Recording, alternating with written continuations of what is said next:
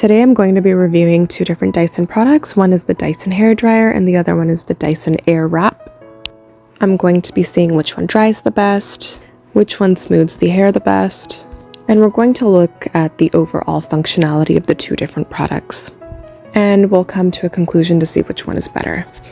So I have a mannequin here with wet hair, and we're going to divide the hair into two different sections. So on one side, we're going to use the Dyson Airdryer, and it took around 2 minutes for the hair to dry on this side. And I'm using the nozzle that is more concentrated to have more direct airflow. And I'm just making sure that the ends are sufficiently dry. One of the benefits with this hairdryer is definitely that the hair feels smoother. It doesn't feel like it's going to tangle up easily. And it does make your hair look a lot more shiny.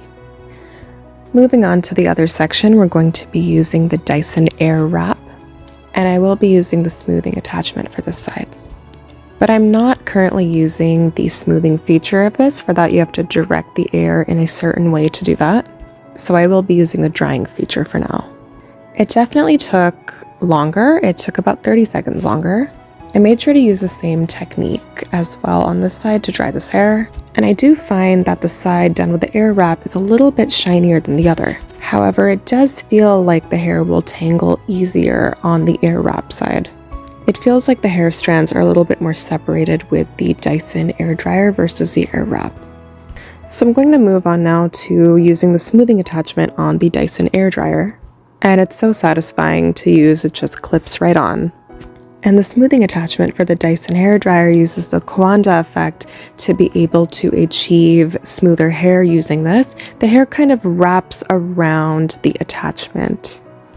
It's absolutely amazing to use on flyaways, and I definitely enjoy it myself when I use it to do that. You can also use it on a higher setting to be able to straighten your hair. If you do have straight hair naturally, it can do that quite quickly. I do find it also helps to detangle the hair as well. And the hair looks super shiny when you're done. But bear in mind, the hair beneath the surface will not be as smooth as the hair where you used this smoothing attachment.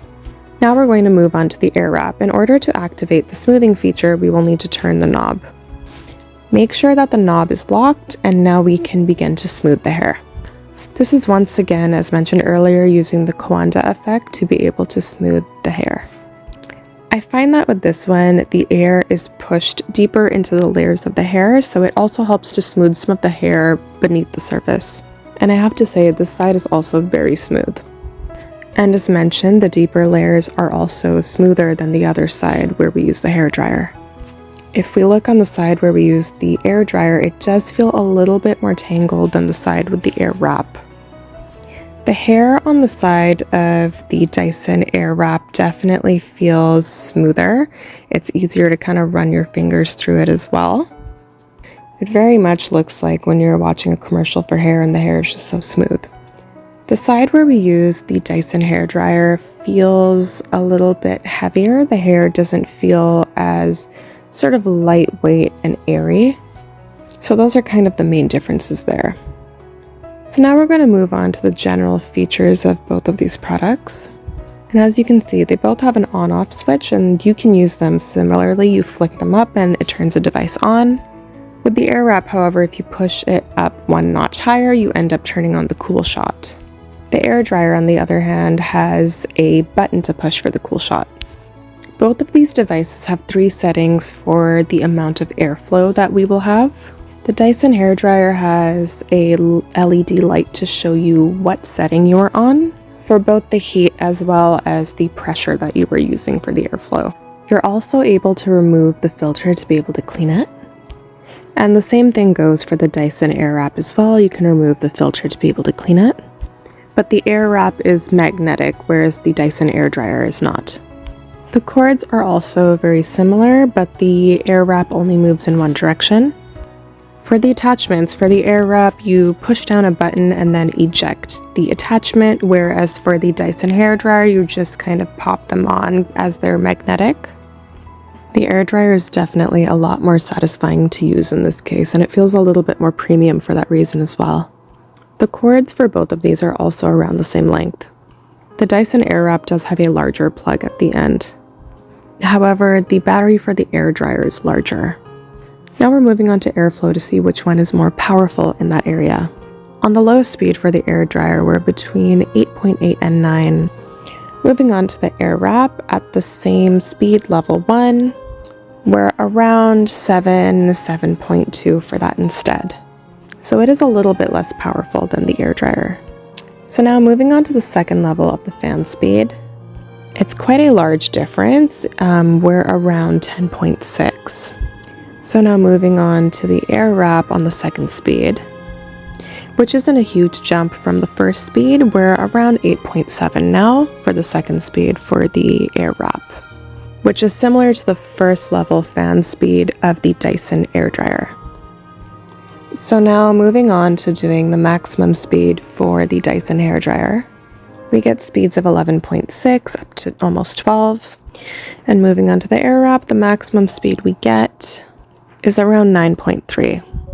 So if you're just looking for fan speed, you might want to go with the Dyson hair dryer instead. Lastly, we're going to move on to the noise levels of these devices.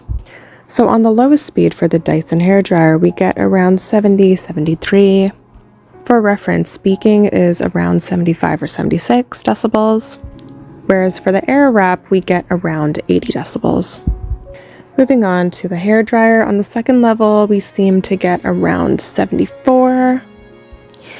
Moving back to the Dyson Airwrap and going to the second level, it's around 1 to 2 decibels louder. We're around 81, 82.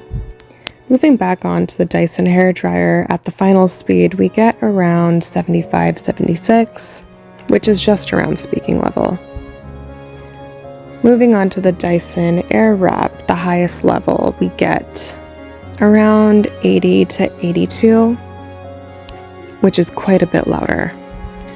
This is despite the fact that the airflow on the Dyson hair dryer is more powerful than the Dyson Airwrap. The air dryer will definitely be better at drying your hair, and even though the Airwrap is not made to dry your hair, it will be able to do that. But of course, if you're focusing on styling, it would be best to go with the Airwrap. It really depends on what your needs are.